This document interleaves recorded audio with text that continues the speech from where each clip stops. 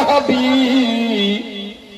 জানো না মা যদি আব্বা যদি ছেলে মেয়েদের জন্য হাত তুলে দোয়া করে, আল্লাহ গো আমার বেটাকে ভালো রাখবে, আমার মেয়েটাকে ভালো রাখবে, নবীর কথা মতো আব্বা মার দোয়াকে আমার আল্লাহ তাআলা তাড়াতাড়ি কবুল করে নেবে।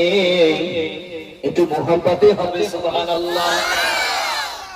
আল্লাহর নবী রহমতের নবী ওই সময় বলেছিল, বাবা সাহাবী তোমার মা তোমাকে মেরেছে, আমি দয়ার নবী, আমি মায়ার নবী, কিছু করতে পারবো না। আবু হুরায়রা সাহাবী আমার নবীকে বলেছিলেন, ইয়া নবী আল্লাহ, ইয়া হাবিবাল্লাহ, হুজুর মায়ের বিরুদ্ধে আমি আপনার করতে অভিযোগ করতে আসি না, মায়ের বিরুদ্ধে আপনার কাছে আমি নালিশ করতে আসি না। আমি সাহাবী, আমি হুরায়রা আপনাকে বলতে চাই, আপনি নবী, আমার মায়ের জন্য আল্লাহর দরবারে একটুখানি দোয়া করে দিন হুজুর, আমার মাকে যেন আল্লাহ হিদায়াত নসিব করে। একটু মুহাব্বতে হবে সুবহানাল্লাহ। আমি আবু হুরায়রা, আমার মনের বিশ্বাস, ও নবী খোদার হাবিব, আপনি আমাকে বলেছেন আবু হুরায়রা আমি হলাম বিড়ালদের পিতা, আপনার মনে আমার মনের বিশ্বাস, আমার মনের তামান্না আপনি নবী, আল্লাহ দরবারে আমার মায়ের জন্য দোয়া করলেন, এই দোয়াটা আমার আল্লাহ তাআলা তাড়াতাড়ি কবুল করে নেবে। একটু মুহাব্বতে হবে। আল্লাহ নবী রহমতের নবী, দয়ার নবী, মায়ার নবী, দেরি তিনি করে না, অপেক্ষা তিনি করে না, আল্লাহ দরবারে দোয়া করে, ও রব্বি আল্লাহ গো, আবু হুরায়রা আমার কাছে দোয়া চেয়েছে, ওর মাকে আপনি হিদায়াত করে দিন, ওর মাকে আপনি কবুল করে নিন, ওর মাকে আপনি পরিবর্তন করে দিন, ওর মায়ের মনটা নরম করে দিন।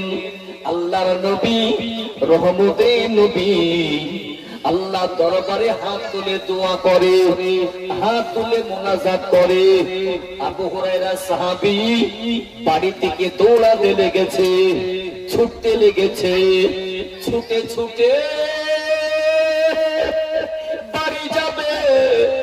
একজন সাহাবী আবু হুরায়রাকে পিছনে জামাটা টেনে ধরেছে, ও হুরায়রা সাহাবী কেন তুমি ছোট, কেন তুমি ছুটে ছুটে বাড়ি যাও? সাহাবী আবু হুরায়রা বলেছিলেন, ও নবী সাহাবী আমাকে ছেড়ে দিন, আমি ছুটে ছুটে ছুটে ছুটে আমি বাড়িতে যাব কেন না আল্লাহর নবী, দয়ার নবী, রহমতের নবী আমার মায়ের জন্য আল্লাহর দরবারে হাত তুলেছে, আমার মায়ের জন্য হাত পেতেছে, আমার মায়ের জন্য দোয়া করে। আমি আবু হুরায়রা আমি ছুটে ছুটে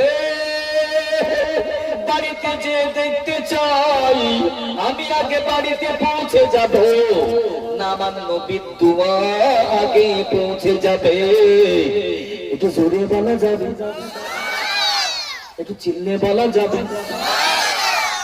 আল্লাহ নবী সাহাবী আবু হুরায়রা দেরি তিনি করে না, ছুটে ছুটে বাড়িতে পৌঁছে গেছে।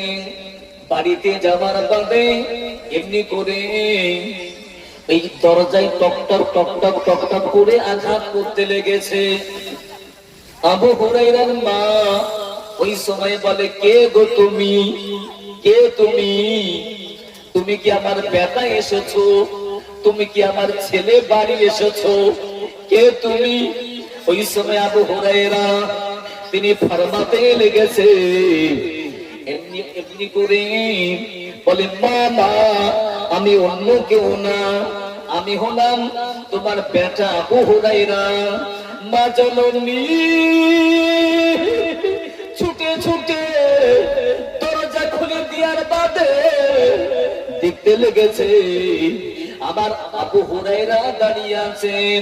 মা জননী, মা জননী ওই সময় বলেছিলেন, ও আমার বেটা, আমি তোকে কত কষ্ট দিয়েছি নামাজ পড়ার জন্য, কত প্রহার করেছি, নবীর কাছে তুমি যাও বলে আমি তোমাকে কত বকেছি, আমি তোমাকে কত কষ্ট দিয়েছি। এ আমার বেটা, এ আমার ছেলে, তুই আমাকে মাফ করে দে, তুই আমাকে ক্ষমা করে দে। কেননা আমার মনটা আজকে আমি মনে মনে ভাবি আমার ছেলে ভালো মানুষের কাছে যাই, রহমাতুল লিল আলামিনের কাছে যাই।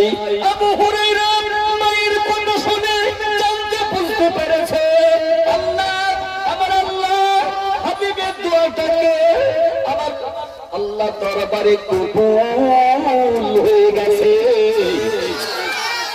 আরেকটু জোরে বললে হতো না?